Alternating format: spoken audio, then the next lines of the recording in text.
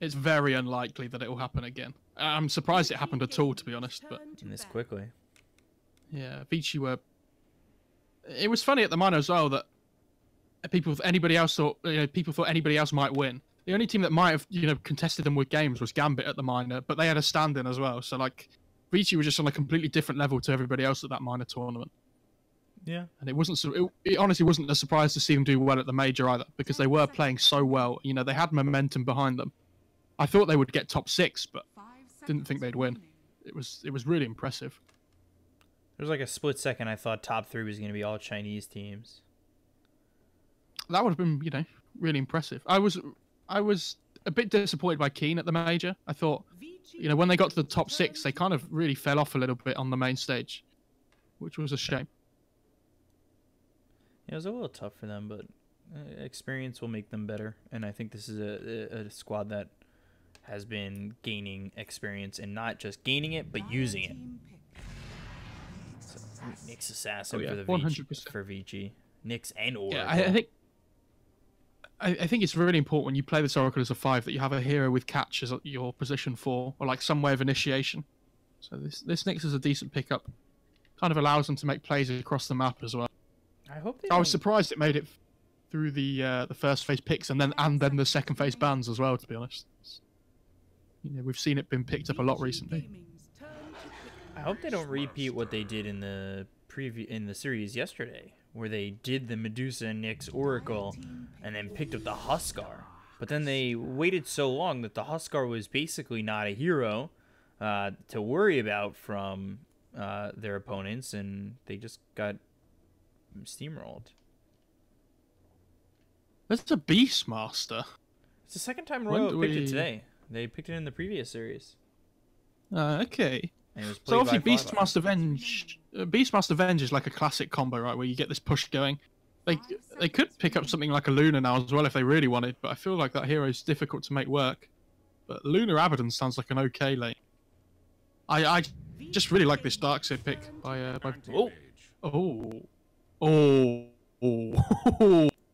It's a very good AM game. Oh boy. This is exciting. Something new, something fresh. Something new, something blue. I think if you want to beat Vici in this game as well, like, you have to take them by surprise a little bit and go for something different. I think if you, like we saw, if we try and play them at a normal game of Dota, like, they're just gonna, they know how they want to play. I just throw a spanner in the works, and I think the AM does. It's really good against the Deucer, obviously, in a 1v1 versus the Mana Shield. It lanes well against the Darkseer as well. I'm worried that their draft's a little bit single target focused on Royal.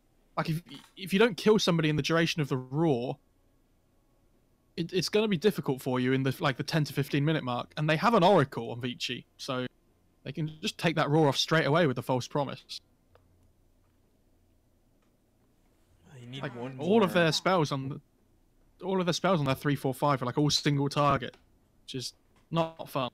Could they go something just control like Puck, get a Dream Coil in there and continue that control, or is that still not the right move? Puck's okay, but it's not a great Puck game against the Nyx. Like, Nyx just destroys that hero single-handedly, it feels like, with the Carapace and the Mana Burn. Okay, that's a better choice. It's a similar kind of hero, right? Where it is single target again, but it bridges the gap where their draft is weak. Like, if they get to the 30-minute mark plus, then this AM should theoretically be able to win them the game. But they need a hero that allows them to make sure they don't lose really early. I'd really like to see a Viper here from Vici. I think it's a really good Viper game. The break's really good against the DK and the AM. The Viper strike's really nice with the extra magic damage coming through from the Darkseer as well. Whoa! Oh, what? They're playing TB and Deucer. Oh, I don't like this. I really don't like this. I feel like what Vici have been doing so well because they have heroes that can make plays on the map while somebody else is farming. Like, it doesn't matter what hero's farming for them, but they don't really have that playmaking potential this game. I feel like AM should just be able to take over here while the Beastmaster and the DK just play together and take towers. This is so greedy from Vici. super greed coming out from Vici. Paparazzi safe lane on the Terrorblade, mid Medusa. It gets Medusa a good matchup though. Yeah, like it's okay. But DK's still gonna farm. Like he just gets this Quelling Blade, just sits in lane with Dragon's Blood, buys a Soul Ring. He's not really worried. Especially up to like the level 5 mark, the DK should be absolutely fine. As long as I think if they can play around this DK form and get this mid tier 1 down early, I think Vici are in real trouble. It'll all depend whether Vici can defend their mid tier 1 tower or not. I think you might see Yang TPing in as well and trying to defend their mid tier 1 to really put emphasis on keeping it alive for as long as they can. I'm not sure about this TB and Deucer on the same team. I feel like they've been playing so well with these heroes that make space. I'm surprised they haven't gone for something similar this game. So, what should be the game plan for Vici? Are they? You just have to shove waves out constantly. Like this TB needs to cut waves with the illusions. The Darkseer just need to shove waves out with a Helm of the Dom Iron Shell all the time. They need to keep the game alive, because if this DK starts snowballing and taking all your towers, if you get kind of like stuck in your base or like the map gets cut off from you at any point in this game, they're really going to struggle to find their farm. And if Deuce and TB both struggle to find farm, they're not really going to come online. How do they take care of the AM? They have the TB reflection, so it's okay. But this AM should get a really good Battle Fury Manta time. They have the Nyx stun as well, which is okay. Like Medusa's not in a vacuum. Medusa's awful against AM, right? But a lot of the time we used to see this Medusa would come online a lot quicker than the AM, and then you would group up as 5 and just push. So they could look to do it like that on Vici. I feel like they don't really have the playmaking potential to be able to play and like make kills happen across the map before they group up as 5. I think it's really difficult for them. I'd love to get proven wrong because they've played so well today, but we'll have to see how it, ends up turning out. See how Yang does here with the Nyx Assassin. Going with the Iron Shell immediately. DY pressuring these creeps.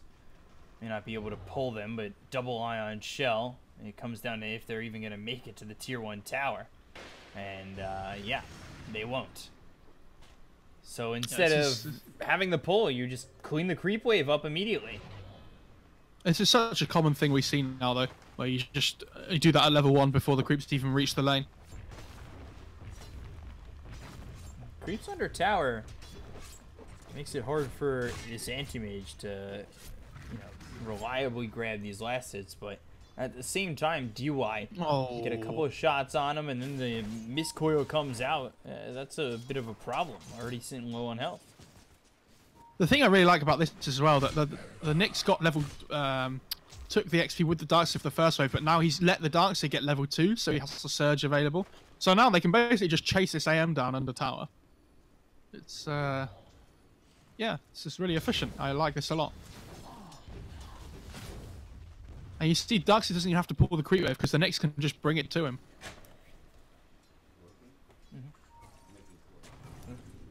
So, let's see as Anti-Mage and Abaddon's staying away from the lane as well, so giving up the experience to this Anti-Mage. Impale. This AM is not last hitting well under the tower. He's missed like 5 last hits so far. It's just been like what happens is the tower, it hits a melee creep 5 times, and then it's really close as to whether you can one-shot it afterwards with the Quelling Blade. So he needs to be dropping his Quelling Blade under tower, hitting it once, letting the tower hit the creep 5 times, and then hitting the creep again. But he's not dropping his Quelling Blade. So he's missed out on like a lot of gold already. Now he's actually pulled over the creeps to this side camp.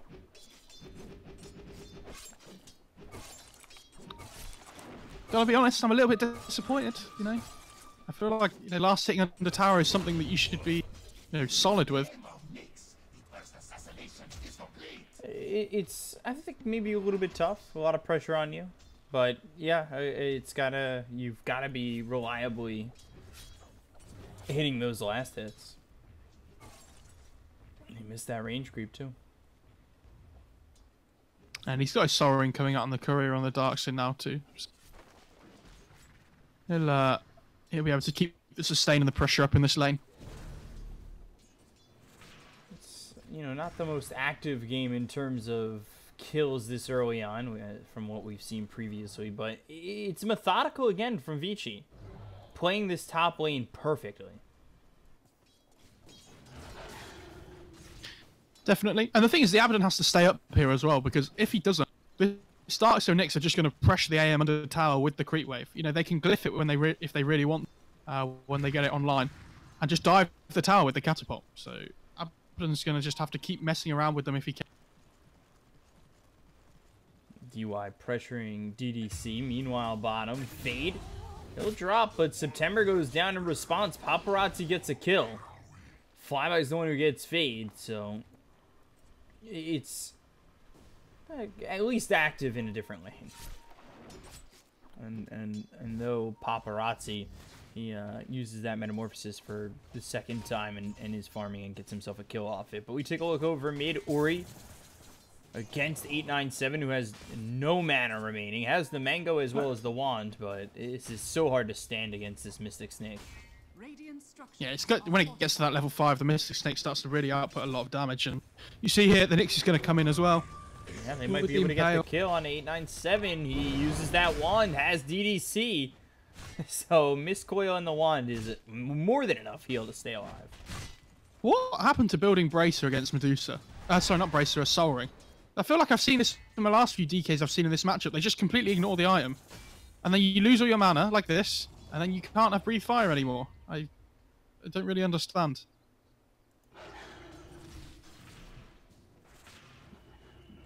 Not sure why. It seems like such a simple... If you want Breathe Fire, you're going to need Soul Ring. Otherwise, you're just sitting here without any mana. They've now left Anti-Mage by himself top. AM's just missing last hits under tower. What's happening? He's missed another 2. I don't get it. Fade dying to DDC bottom. So I'm focusing on this Anti-Mage. Oh, maybe a little bit too much. I'm putting too much pressure on him. Yeah. I'm going to keep looking at him as well. You can cast a game. I'm just going to put him in the spotlight. You give me the updates. I want to stop missing kills because I'm watching this Anti-Mage miss last hits. I'm focusing on him because I feel like they desperately need him to succeed. And he's been given this open lane, but at the same time, if you're missing a good stack of last hits, that's going to become a problem.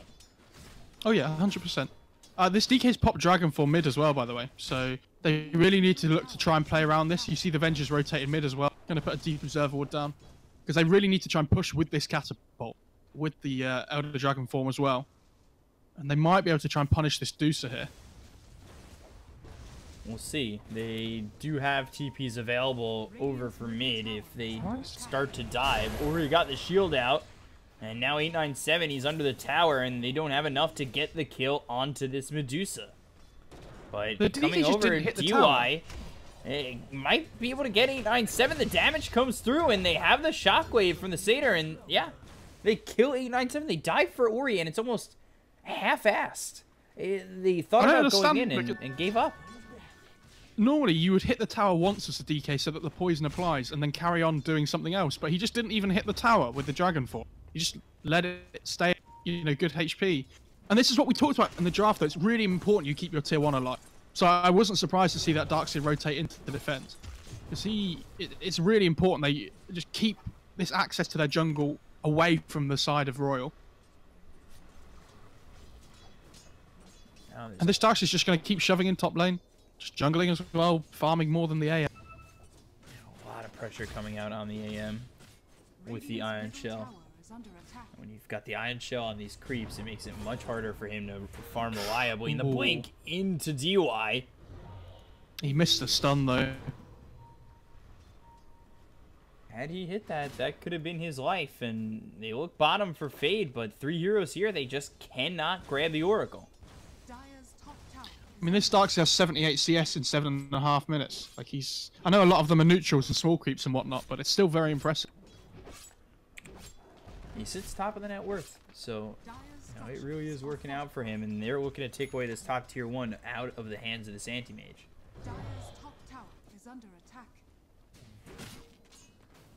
Vici, they might look to try and make a play on the DK here.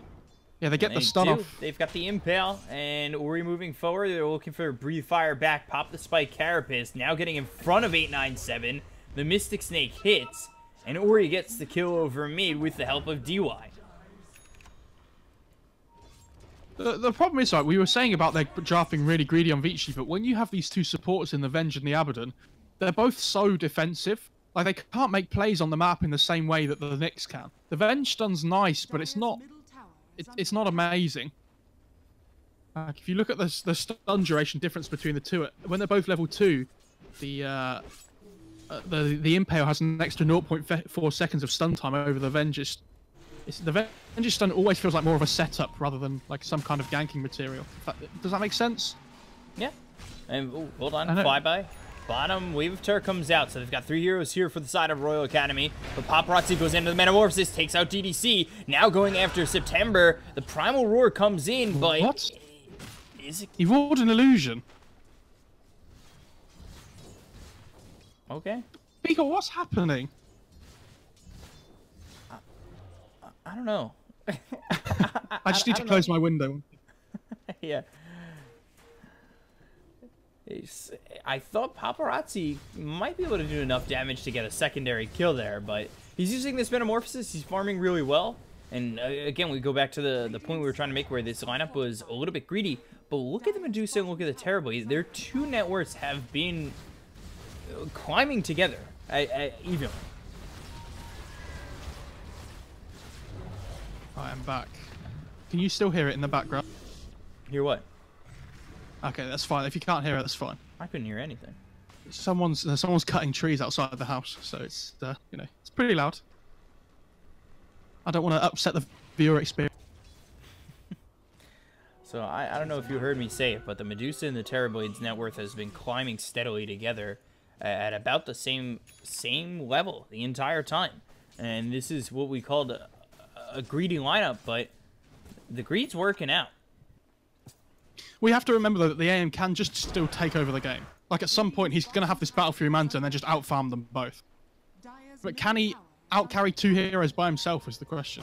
Oh, Magic Missile on the Medusa, because I believe the Medusa was TPing over bottom. The Fortune's End comes through onto the DK, and he's just dead. DDC might even be next. Oh, the Venge stayed alive. Is this Abaddon? Has he got stun? Oh, Primal Roar. Oh, He's got the Primal Roar behind him, but Flyby still taking a lot of damage. False Promise laid on to this Nyx Assassin. He stays alive. Yang chasing with the Ion Shell. DDC's dead to Fade. And they have the DK Wall Illusion as well, which is going to help them push. Oh, Mana Void, but doesn't get the kill. He doesn't get the kill on a Yang. Oh, no. Gives him the dancing shoes dude as well. And all in the meanwhile, Ori's just farming. Paparazzi's just farming. Oh, no. This is... Yeah. I'm not really sure. It feels like Royal are just making some silly mistakes that they wouldn't normally make this game as well. Like, I criticize the CS under tower, but it's like roaring an illusion. Like, I don't know. Maybe they're just not, you know, it's not their day. That seems very odd. They're down 4,000 net worth. We'll see if the Anti-Mage can bring it back. He's not too far away from this Battle Fury. He's still the full Demon Edge price away. But if he can get it at a relatively nice time, like you said, he could still take over the game. Oh yeah, 100%. He is about 2,000 gold away, which is worrying. You know, it has to be said, he's gone for the Morbid Masks to help his sustain and lane against the Darkseid first, but... Centaur Stomp, DDC. Oh. He denies himself. I mean, that's nice, but you're losing your tower. This opens up access to the Roche pit for the Radiant side now. So they have, when they have next have Meta available again and the Deucer, they can look to try and take that. Radiant's bottom tower is under attack. You're going for the tier 2 still. They're gonna continue to pressure. This is something we saw from Vici in the last game too, where if they think they can get towers, they're gonna pressure them as much as possible and take away these outer towers, take away these areas to farm for Royal. Cut off the map and choke them out and make sure that they can't farm as efficiently. Dire's top tower is under attack. Why don't we still see more Quelling Blades on Deucer? That's what I want to know. We used to see it all the time, where, especially mid-Deucers, they would buy the Quelling Blade just to have in their inventory to, like, help cut trees through, like, being able to farm more than one camp at a time. And it also gives you 7 damage for 200 gold. Like, it's so efficient. Like, you've got this Fairy Fire in your inventory, just buy a Quelling Blade instead. I don't know. Is it just because it, for them, doesn't really turn into anything? Yeah, it doesn't, but it's only 200 gold, and it helps you farm more efficiently. So, I'm not really sure why you wouldn't buy it. They got the scan. Radiant got the scan. Knew they're coming. The swap comes out on Ori. Immediately, the Stone Gaze comes out. They'll get the TP over. The Primal Roar has already been used. The False Promise keeps Ori alive, who really wasn't in much trouble.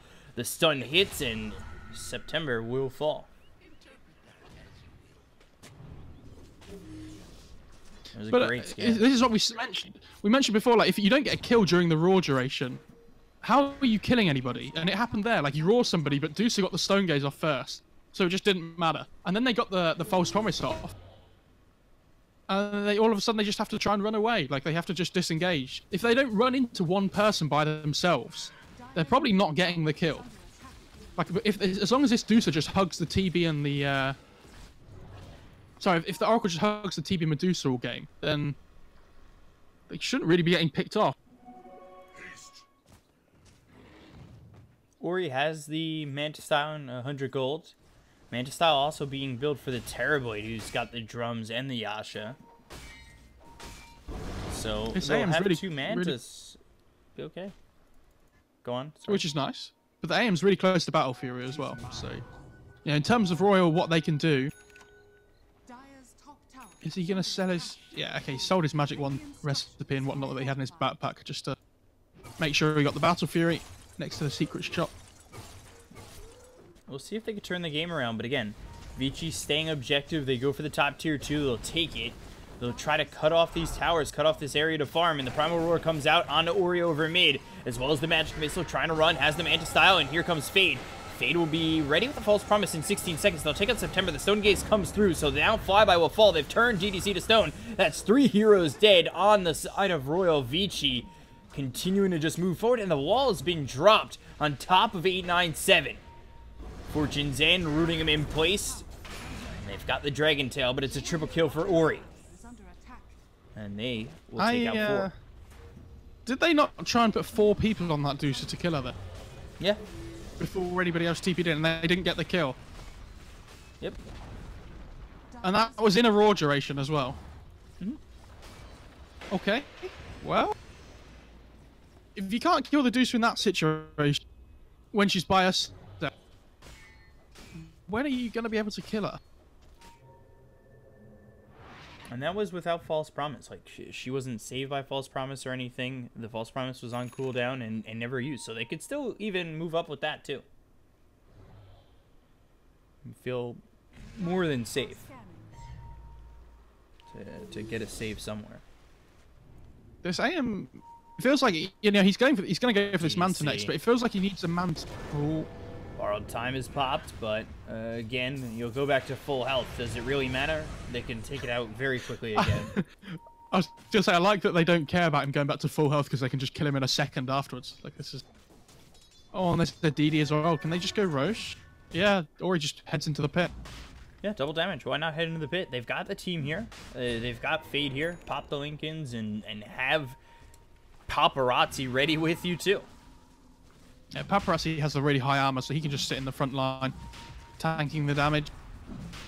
And they kill the Hawk as well, so Royal aren't going to have the vision in the pit that they need, but even if they did, I'm not really sure how they contest this with the DD Deucer being there.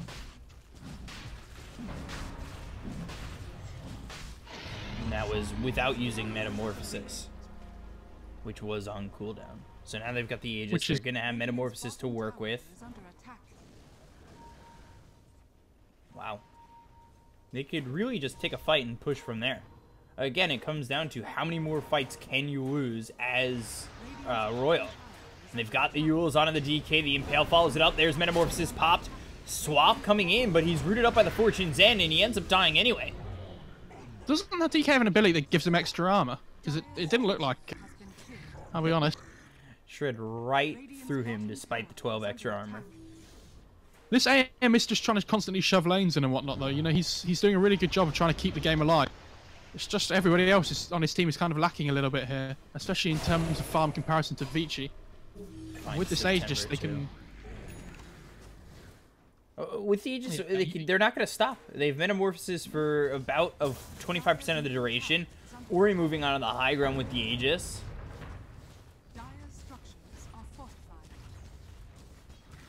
It really, you're banking on the Anti-Mage, but Anti-Mage has to go soon. He's gotta go. And Deucer has the Snake talent from the level 15 now as well, so DK just loses half of his mana as soon as he gets hit by a snake. But they basically just have to keep their base alive for as long as they can while this AM just carries on, you know, split pushing lanes like that all the time. That's the only way that Royal can back into this game now.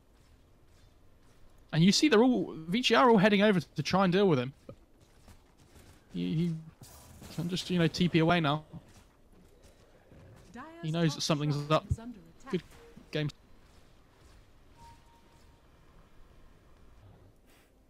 Anti-Mage just stuck in these trees, forced to TP over.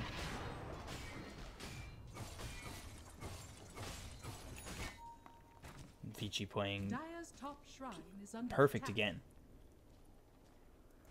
Comes down to, you know, making sure this Anti-Mage and his farm doesn't come back to haunt you. They're still up 10,000 net worth. They've been able to take care of most of the team. The Anti-Mage, of course, hasn't died, hasn't participated in any kills or anything yet. So we'll see once he finally does if it's going to make a difference. Dragon Tail comes out onto the Oracle. The wall's placed down. They've also got the stun coming through onto 897. The swap onto the high ground, getting him out of harm's way. But now Spike Carapace hits him and he's stuck there, but they'll get the kill into September and at least find one. Yeah, I mean, the Venge just has...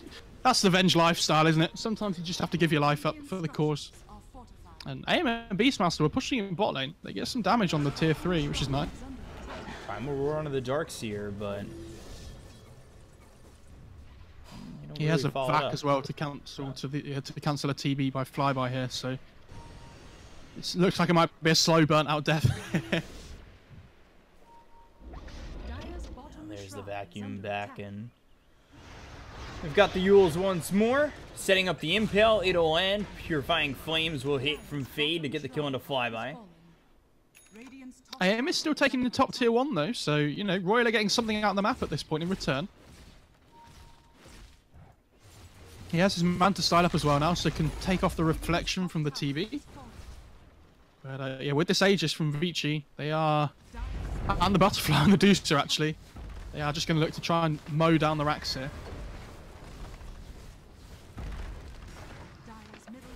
So they get themselves the mid racks. Anti-Mage is still not showing up. He's going to try and push over top. Go for the tier 3 tower, and again, Anti-Mage just pressuring the top lane. I'm waiting to see when he finally TPs in. But they just called it. That's it.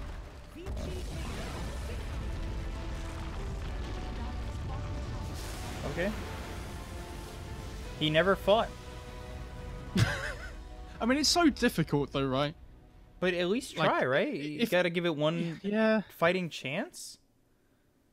I mean, yeah, you could, but if the AM goes in, and he has no, if his other cores on his team are really struggling to do well, like he needs backup still to be able to get his damage off. Like we talked about, he's playing against these two greedy cores in the Deucer and the TB that are just gonna out damage him if he jumps into a fight. It's they're 15k behind at 21 minutes. It's you can try, but it's it's not going to go well. Wow, I think you just try once. You always try. I don't know. That's personal ideology. But yeah, 17-3, Vici qualified for Disneyland. Very well done there. I mean, 2 sub 30-minute games from Vici to beat Royal in this lower bracket final. It worked out perfectly for them. It's them, Keen Gaming, and LGD. So, I mean, congratulations to Vici. Nothing taken away from them. We thought this was an overly greedy draft from them, too. And look how well they made it work. Well, on paper it is, right? But the lanes just didn't go as well for Royal as they were hoping. This DK kind of got crushed mid, which is a difficult matchup against the Dusa, I agree. But just I don't know.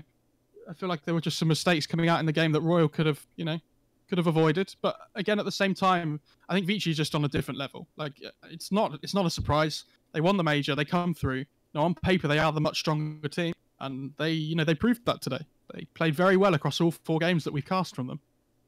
Yeah. I dread to think what the average game time was. It was definitely not long. Vici took care of business. I'm really proud. And this is, obviously I'm a Chinese Dota fanboy. But I'm really proud of Vici because, and it goes back to major qualifiers of the last tournament. They don't qualify. They go to minor qualifiers. They think they're going to get rid of Fade. They swap in Aggressive.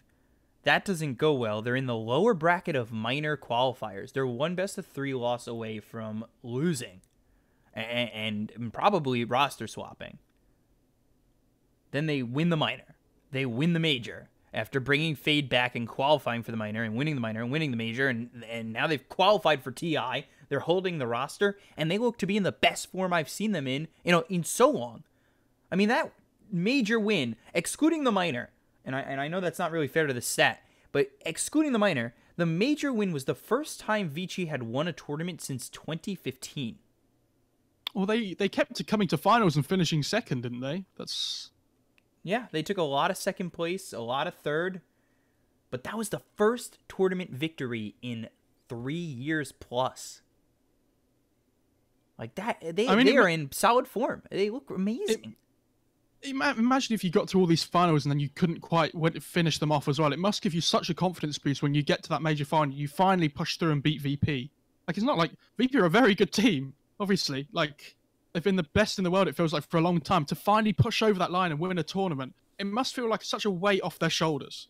Yeah. Like, as in mentally, they must feel a complete relief almost. And they're probably playing with so much more freedom now than they ever have before.